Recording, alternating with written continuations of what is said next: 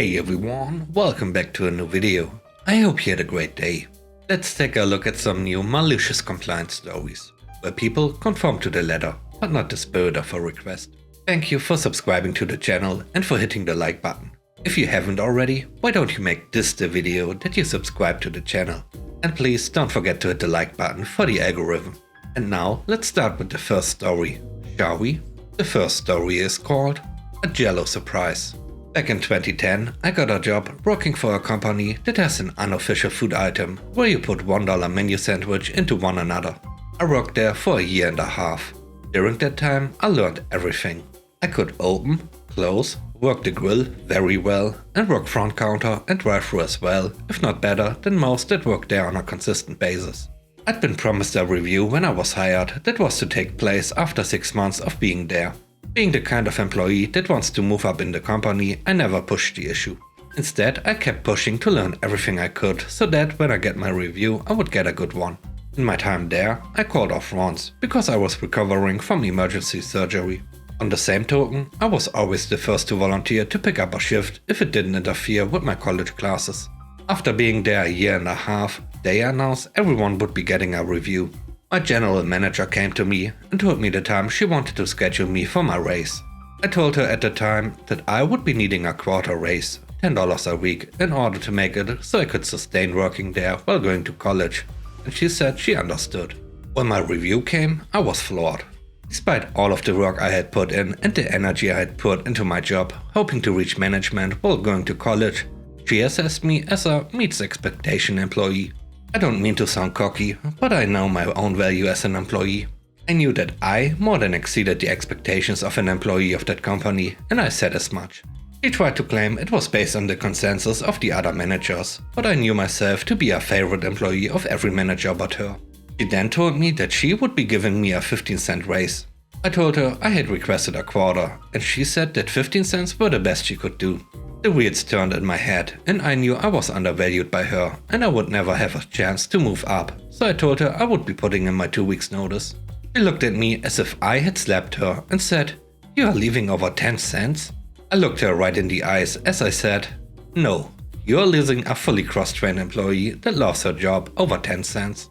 I then stood up and walked out to my car. I did write out a 2 weeks notice and immediately began looking for work. During my search, when she worked with me, she'd frequently tell me how someone of my experience couldn't hope to get a job making the $8 I'd requested of them. Well, I did, and then some. I applied to a gas station that was obsessed with the letter Z on the East Coast and was to work in their kitchen overnight. I'd be making $12 an hour if I got the job. I called literally every day until I got an interview. I had my interview the night of my last call and was given the job on the spot. With 5 days left on my notice, I informed her that I had gotten a job, where I'd gotten it and how much I'd be making. If looks could kill, I'd have never been able to start my other job because of the dirt I'd be buried under. To get back at me, she wanted the one thing I treasured the most. As an employee working for that company, they'd give you pins you could put on your head to show your accomplishments. In a year and a half, I'd earned over 30 pins. I was proud of them and considered them a collection. She told me that after my last shift, I'd have to return my uniforms and all of my pins. I claimed the pins were mine as payment for things I had done, but she told me she would make sure I'd be docked the cost of the pins out of my last paycheck if I didn't return them. She did it. Despite everything I'd worked for to turn this in my favor, she got under my skin. So I decided to get her back. Not wanting to completely burn a bridge, I came up with an idea. An idea I can confidently say was my own, but had been done before on some shows I'd never seen at the time. I decided to suspend them in Jello. The night before my last shift, I cooked up a large bowl of Jello. Before putting it in the fridge, I tied strings around my pins and suspended them at various points throughout the bowl by taping the string ends to the outside of the bowl. I let it cool overnight. After I finished my last shift, I told my manager I was running home to get my uniforms and pins. I returned half an hour later with my Jello overturned onto a plate. "I'll always miss you" plate. Then I put the uniforms on the floor next to her desk and, looking her dead in the eye, placed the Jello on her desk and said, "Here are your pins." I walked out without waiting for her response and decided never to go there again. My roommate, who also worked there, told me that it was all her coworkers could talk about all day.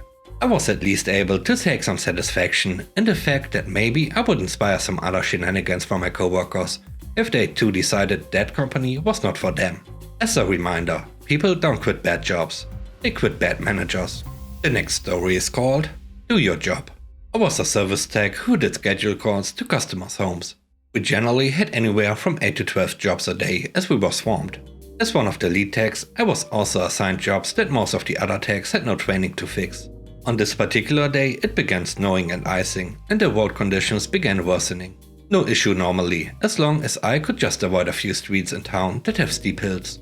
I have a job in a newer area, and when I got to the neighborhood, I noticed the house is at the bottom of a pretty steep hill on a dead-end street. I park at the top and message my supervisor and tell him I would recommend we reschedule the job as my truck would never make it back up the hill.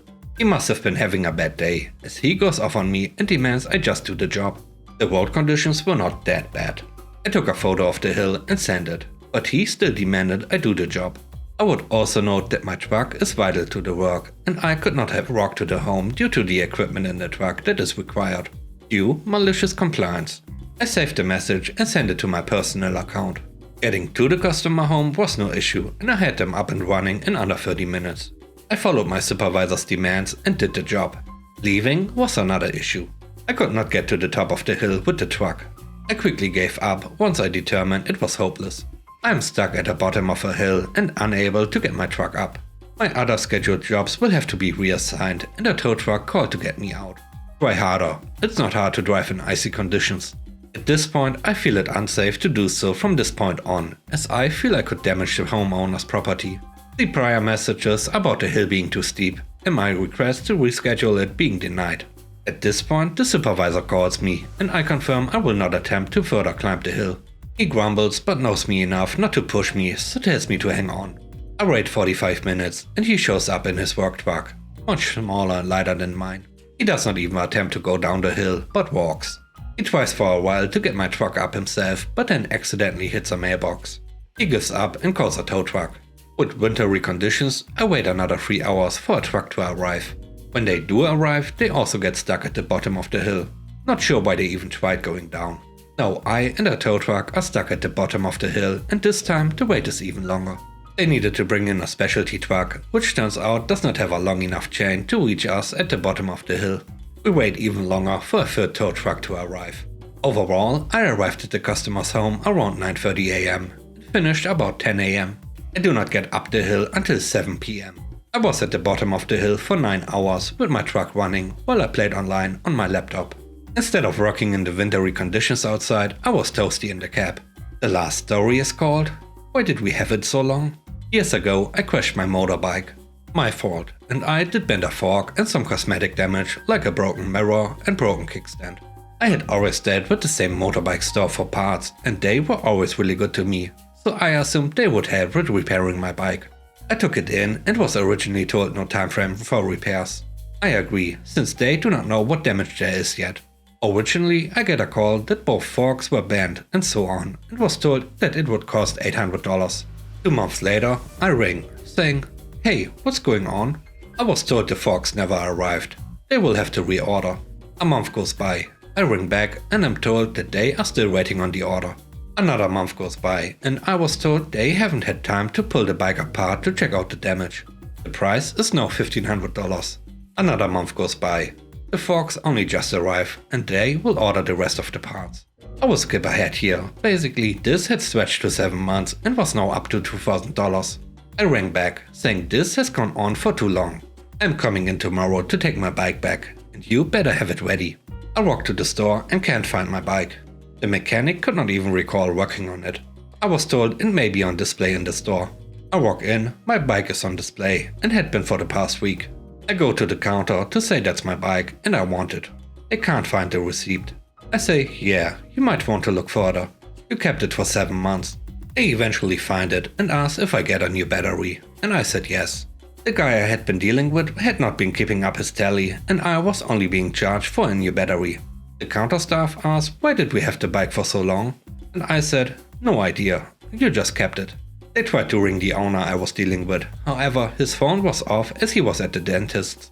I said I want my bike now, so paid for the battery and wrote off. The owner tried calling me for weeks afterward, but I just kept hanging up. And now it's your time to shine. Let me know what you think about the stories.